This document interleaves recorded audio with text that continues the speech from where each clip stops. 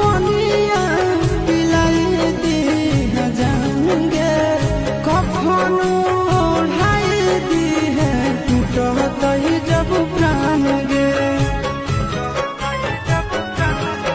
हज हमारा से तोरा जाती प्यार होता भेंट साथ छात कर लगे